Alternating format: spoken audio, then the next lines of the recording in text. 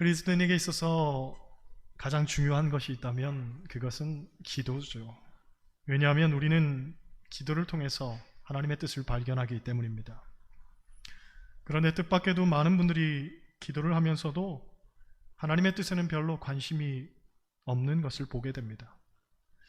그들에게 있어서 기도는 그저 내 뜻을 관철시키는 도구나 수단에 지나지 않는 거죠. 제가 아는 어떤 분은 수시로 응답받았다는 말을 자주 합니다. 그런데 가만히 그분의 삶을 들여다보면 이미 답을 정해놓고는 응답받았다고 하는 거죠. 제가 볼 때에는 어떤 경우 전혀 하나님의 뜻이 아니라고 여겨질 때도 있습니다. 그런데 그때에도 이분은 자기가 좋을 대로 하기 위해서 응답받았다고 말을 하는 겁니다. 비견한 예지만 그런 거죠. 우리의 기도가 정말 하나님의 뜻을 구하고 있는지, 아니면 내가 좋은 것을 이미 정해놓고는 그것을 위해 기도하고 있는지 우리가 한 번쯤 돌아볼 필요가 있습니다.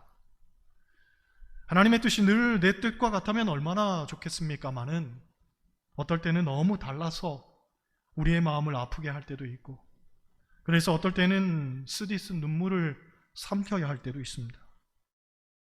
살면서 이런 경험을 단 한 번도 해본 적이 없다면 지금 그 사람의 기도는 하나님의 뜻과는 너무나 멀리 떨어져 있다 해도 과언이 아닌 거죠. 그렇습니다. 우리는 기도를 하면서 응답을 원하지만 과연 기도의 최선이 응답에 있을까 한번 고민해 볼 필요가 있습니다. 우리 13절 말씀 한번 보겠습니다. 13절 같이 읽어요. 너희가 악할지라도 좋은 것을 자식에게 줄 줄 알거든 하물며 너희 하늘아버지께서 구하는 자에게 성령을 주시지 않겠느냐 하시니라. 아멘. 여러분, 구하는 자가 가장 기대하고 바라는 일은 자기가 구한 그것을 얻는 것일 겁니다. 그런데 본문을 보면 구하는 자에게 그 구하는 것을 허락하시겠다고 하질 않고 구하는 자에게 성령을 주시겠다고 말씀하십니다. 기도에 대한 이야기를 하면서 갑자기 성령에 대한 이야기가 나오니까 조금은 생경할 수 있습니다. 그런데 가만히 생각해 보면 이 말씀은 굉장히 중요한 말씀입니다. 왜냐하면 우리가 하나님께 기도하고 구했을 때 보통 응답이 몇 가지로 나타나냐면 세 가지로 나타납니다. 그래, 알았다 하는 긍정으로 나타나기도 하고, 안 돼 하는 부정으로 나타나기도 하고, 아직은 때가 아니니까 때를 좀 더 기다려야 되겠다 하는 보류의 응답으로 나타나기도 합니다. 그런데 이 긍정과 부정과 보류의 이 세 부류가 공통적으로 받는 것이 있는데 그것이 바로 성령이라는 거죠. 긍정의 응답을 받는 사람도 성령을 받고, 부정의 응답을 받는 사람도 성령을 받고, 아직은 아니야 하는 보류의 응답을 받는 사람도 역시 성령을 받게 된다는 거죠. 곧 내가 어떤 문제를 위해서 기도했을 때에 문제에 대한 응답보다 더 중요한 것은 우리가 기도하는 그 순간 성령의 역사가 시작된다는 거죠. 그래서 기도의 응답과는 상관없이 이미 성령께서 나와 함께하게 된다는 겁니다. 그래서 성경은 구하는 자에게 성령을 주시지 않겠느냐 하고 말씀하시는 겁니다. 여러분, 기실 성령은 모든 좋은 것의 근원이 됩니다. 그리고 돌아보면 성령 그 자체가 가장 좋은 것이죠.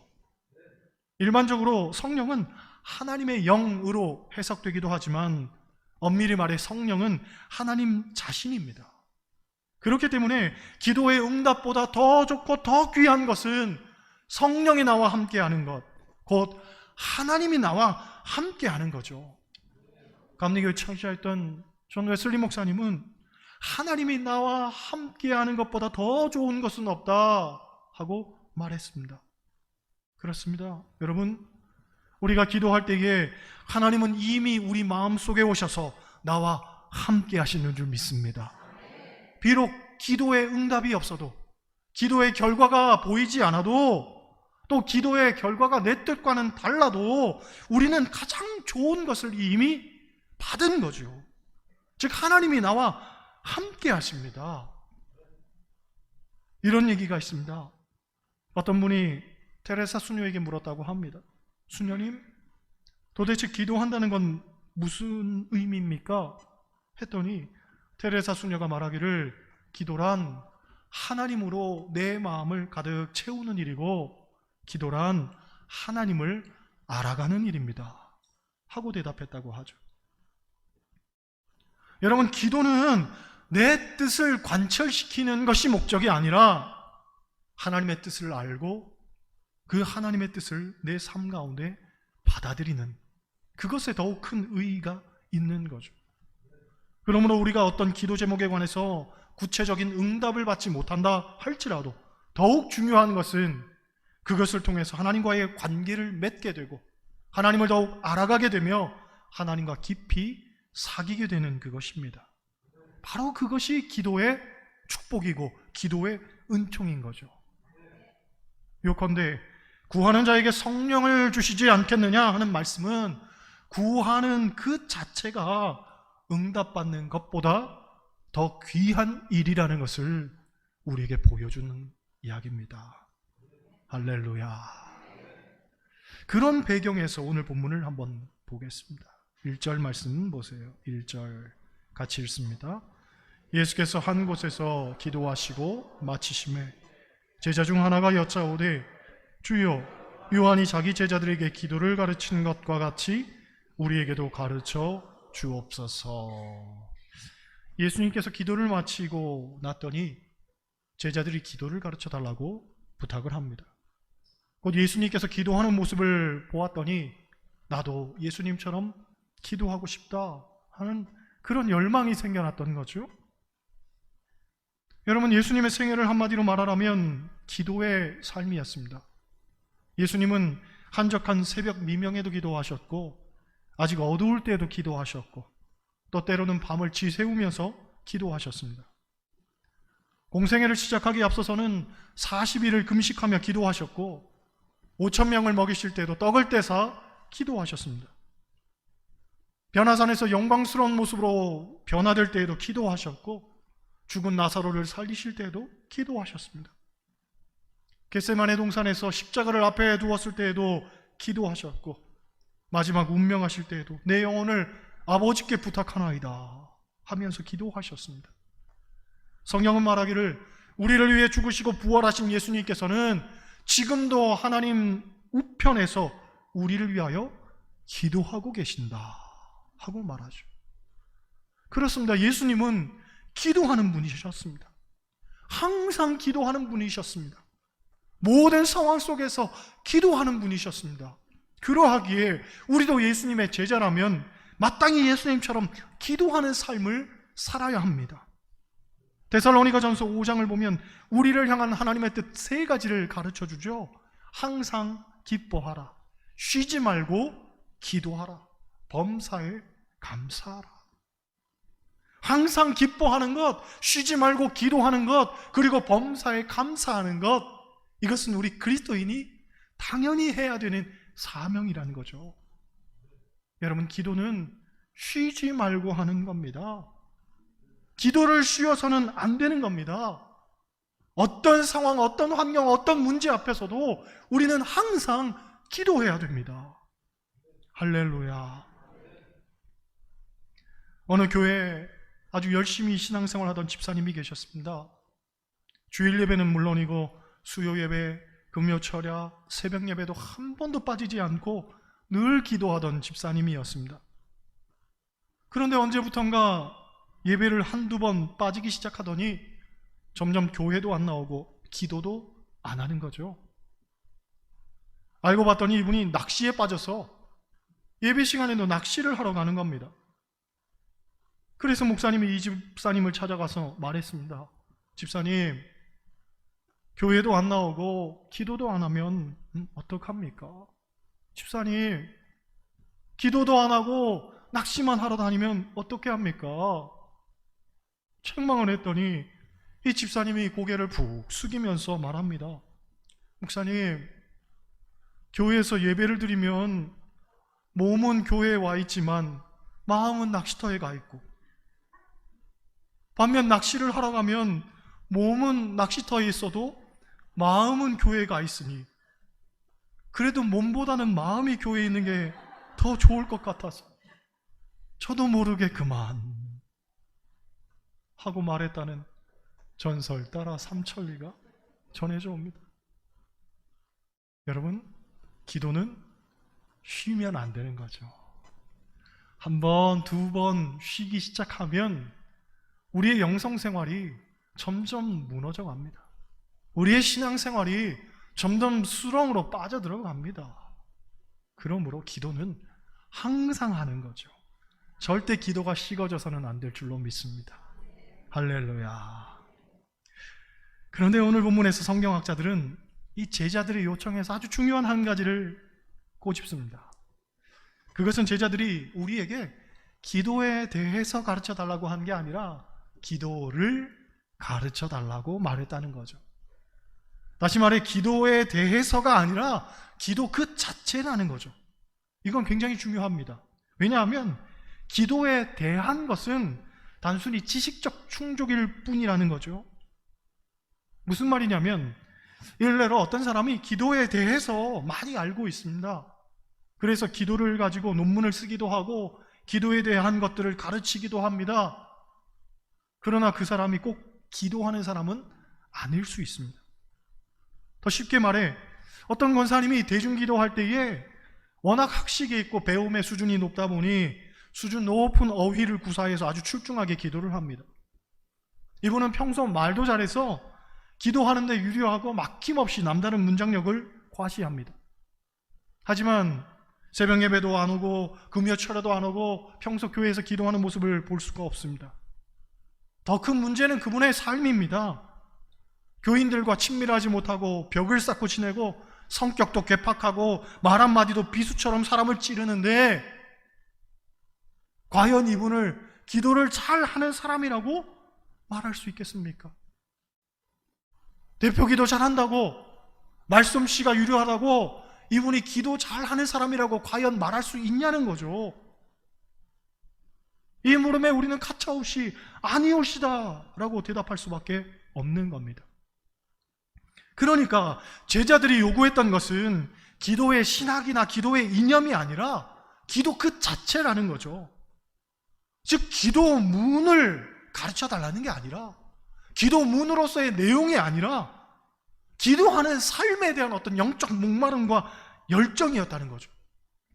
마찬가지로 예수님께서 제자들에게 가르쳐 주신 것도 어떤 형식을 갖춘 기도문을 가르쳐 주신 게 아니라 하나님과의 관계에 있어서 어떻게 살아갈 거냐 하는 영적 필요와 체험이었다는 얘기입니다. 다시 말해 주기도문은 기도문을 암송하는 게 중요한 게 아니라 그 속에 담겨져 있는 정신과 기도의 태도를 우리가 깨닫고 이해해야 된다는 거죠. 의미 없이 습관적으로 주기도문을 암송하고 외우는 게 중요한 게 아니라 한 말씀 한 말씀 그 말씀을 내 삶을 통해 살아내는 게 더욱 중요하다는 얘기입니다. 할렐루야. 그런데 오늘 본문이 특별한 것은 기도를 가르쳐달라고 했던 제자들에게 예수님께서 이 기도문이라고 불리는 주기도문만 가르쳐 주신 게 아니라 밤중에 떡을 빌리러 온 친구의 비유에 관한 말씀도 같이 하셨다는 거죠. 왜 같이 하셨느냐? 결론부터 먼저 말씀드리면 주기도문은 기도의 내용에 관한 가르침이고 밤중에 떡을 빌리러 온 친구의 비유는 기도의 방법에 관한 이야기인 것입니다. 일반적으로 우리는 주기도문에 비해서 그 뒤에 이어지는 비유는 크게 중요하지 않게 생각하지만 실상은 기도의 내용 못지않게 기도의 방법도 굉장히 중요합니다. 그래서 오늘은 기도의 방법에 관한 것을 한번 살펴보려고 합니다. 이 밤중에 떡을 빌리러 온 친구의 비유를 통해서 우리가 깨닫는 기도의 방법은 크게 두 가지로 요약이 됩니다. 하나는 지속적으로 기도하라는 것이고 다른 하나는 믿고 기도하라는 겁니다. 따라 하시겠어요? 지속적으로 기도하자. 믿고 기도하자. 여러분, 밤중에 친구가 떡을 빌리러 왔다고 한번 가정해 보겠습니다. 게다가 몇 번의 거절 의사를 내비쳤음에도 불구하고 그 친구가 계속 문을 두드리면서 부탁을 합니다. 어떻게 하시겠습니까? 당연히 부탁을 들어주지 않으면 밤새 거기서 시끄럽게 굴 테니 내키지 않아도 그의 요구를 들어주던지 아니면 대안을 마련해 줘야 될 것 아니겠습니까? 마찬가지죠.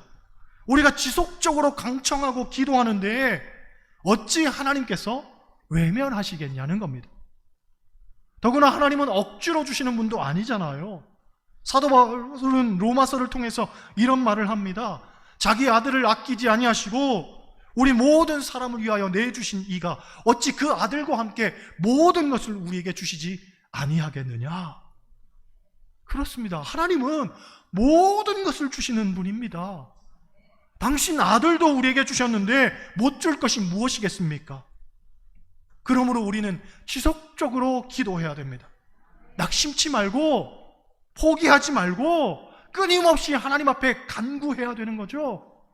오늘 보면 9절 10절을 보면 이렇게 말하잖아요. 구하라, 찾으라, 문을 두드리라. 구하는 이마다 받을 것이요, 찾는 이는 찾아낼 것이요, 두드리는 이에게는 열릴 것이니라. 실상 성경학자들은 이것을 각각의 개별적인 것으로 보지 않고 점층적 관계에서 이해를 합니다. 즉 구한 후에 찾고 찾은 후에 두드리는 것으로 점점 나아가야 된다는 거죠. 점점 확장돼야 된다는 거예요. 사실 지속적인 기도가 어려운 것은 제풀에 꺾이고 지치기 때문에 그렇죠. 해봤는데 안 되더라. 그런 이야기 우리가 얼마나 많이 듣습니까? 여러분, 기도는 지치면 안 됩니다. 지속적으로 계속 할 일입니다. 낙심하지 말고 포기하지 않으면 반드시 응답받게 될 줄로 믿습니다. 할렐루야. 또 하나, 믿고 기도하라고 하죠. 밤중에 떡을 빌리러 온 사람은 집주인과 친구 관계였습니다. 밤늦은 시간이었지만 이 친구를 찾아온 것은 두 가지의 확신 때문이었습니다. 첫째, 그 집에 가면 분명히 떡이 있다는 확신과 둘째, 그 친구라면 반드시 나에게 줄 것이다 라는 이 확신.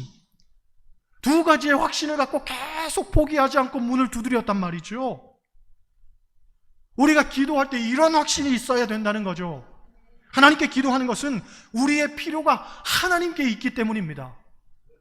하나님께 기도하면 하나님께 필요가 있다는 거죠. 우리가 구하는 것 하나님께 있습니다. 그리고 그 필요를 하나님은 우리에게 주실 수 있습니다. 이 확신을 갖고 기도해야 됩니다.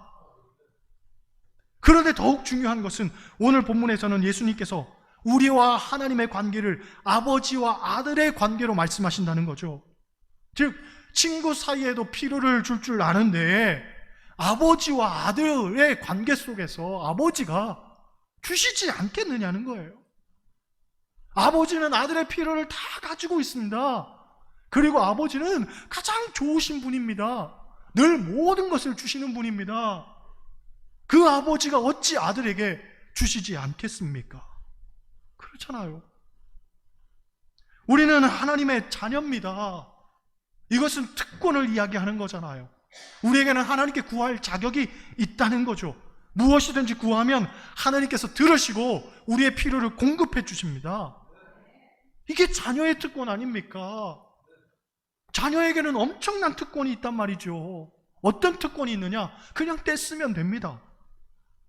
그것이 필요한지 아닌지는 아버지가 판단하고 우리는 때만 쓰면 되는 거죠. 이게 자녀의 특권 아닙니까? 제가 아이를 키워보니까 그것을 느낍니다. 제 아들이 시도 때도 없이 때를 씁니다. 때 쓰는 목적은 하나죠. 자기 요구를 들어달라는 거예요. 사실 부모 입장에서 제 아들의 요구를 들어주는 것 그리 어렵지 않습니다. 하지만 부모의 원칙이 있잖아요. 어느 것이 과연 아들에게 가장 도움이 될까? 주는 것이 도움이 될까? 주지 않는 것이 도움이 될까? 기다리는 것이 도움이 될까? 원칙이 있잖아요. 물론 자식은 부모 마음 알 턱이 없죠. 그러니 자기가 생각나면 무조건 때부터 쓰는 거예요. 그런데 어떨 때는 이게 통할 때가 있습니다. 분명히 저 녀석이 말도 안 되는 때를 쓰고 있지만 이쯤에서 한 번쯤 들어줘도 괜찮겠다 싶은 순간이 있습니다. 분명 부모로서의 원칙은 있지만 그 원칙이 사랑 앞에서 상쇄될 때가 있단 말이죠. 너무 사랑하니까 저 때도 한 번쯤 들어줘야 되겠다. 그렇잖아요. 여러분, 우리가 하나님을 어미하신 하나님으로 만날 때에는 하나님의 원칙은 분명합니다. 그 원칙은 절대로 거스를 수가 없죠. 그런데 사랑의 하나님으로, 사랑이 많으신 아버지로 우리가 만날 때에는 하나님의 사랑이 모든 것을 덮고도 남음이 있다는 것을 깨닫게 됩니다. 그럴 때면 우리가 떼쓰는 것도 하나님께서 미쁘게 여기실 때가 있단 말이죠. 그렇죠? 그런 거예요, 여러분. 때는 누가 쓰느냐? 자식이 씁니다. 판단은 누가 하느냐? 아버지가 하는 거예요. 이게 자식된 특권입니다. 요컨대 우리는 구하기만 하면 됩니다. 이것이 과연 맞는 것인지 옳은 것인지 그것은 우리가 판단할 문제가 전혀 아니죠. 우리는 그냥 구하기만 하면 됩니다. 판단은 하나님의 몫입니다. 할렐루야. 물론 아이가 성장해 가면서 아버지의 마음을 헤아리게 되죠. 아버지가 이런 경우에는 주시지 않겠구나, 나름대로 생각을 하게 됩니다. 즉 구하는 기도도 믿음이 장성함에 따라 바뀌어지게 되는 거죠. 하지만 오늘 본문이 이야기하는 것은 전혀 기도를 할 줄 모르는 제자들을 향해서 말씀하신 거예요. 곧 믿음의 분량이 어린아이와 같고 아직은 기도라는 것이 무엇인지 제대로 알지 못하는 이들에게 주님께서 가르쳐 주신 거예요. 기도하라는 거예요. 지속적으로 기도하라는 거예요. 믿고 구하라는 거예요. 무엇이든지 기도하라는 거예요. 하나님께서 판단하신다는 거죠. 그렇죠? 저는 이 말씀에 근거해서 신앙생활 다 시작하는 분들에게 하나님께 무엇이든지 구하라고 이야기합니다. 그리고 지금 구하는 것은 하나님이 들어주실 확률이 아주 높으니까 마구 구하라고 이야기를 합니다. 신앙의 연수가 많이 깊어지신 분들은 좀 성숙한 믿음의 수준을 하나님이 요구하시지만 신앙의 첫 걸음 가운데 걷고 있는 분들에게는 풍성하신 하나님께서 모든 것을 허락하신단 말이죠. 그러니까 내가 아직 믿음에 있어서 어린아이의 단계와 같고 싶으신 분들은 그냥 무조건 하나님께 때를 쓰시기 바랍니다. 하나님 주시는 거예요. 할렐루야. 그런데 앞서 말한 것처럼 오늘 본문은 어떻게 결론을 맺냐면 성령으로 결론을 맺습니다. 앞서 말한 것처럼 우리가 구하는 것을 받든지 받지 못하든지 실상 그게 중요한 건 아니죠. 가장 중요한 것은 성령을 받는다는 거예요. 하나님과 교제를 나누고 하나님의 뜻을 알게 되고 하나님의 사람으로 되어져 가는 거죠. 결론적으로 기도는 하나님으로 내 삶을 채우는 일입니다. 때로는 하나님께 우리가 때를 쓰기도 하고 내 삶의 필요를 위해서 조르기도 하지만 이러한 과정들을 통해서 우리는 하나님께서 내 삶을 이끌어 가시고 내 삶을 돌보시고 나에게 가장 좋은 것을 주시는 것을 경험하면서 결국 나의 나된 것은 다 하나님의 은혜임을 고백하게 되는 거죠. 그러니 기도는 항상 해야 되는 거예요. 매 순간. 우리의 요구가 있든지 없든지 간에 삶이 힘들지 평온하든지 간에 어떤 일을 마주하든지 간에 기도는 항상 해야 된다는 거죠. 모쪼록 여러분의 기도가 하나님의 뜻 안에서 그 뜻을 살피고 또한 그 뜻 안에서 응답받는 역사가 있기를 주님의 이름으로 간절히 축원합니다.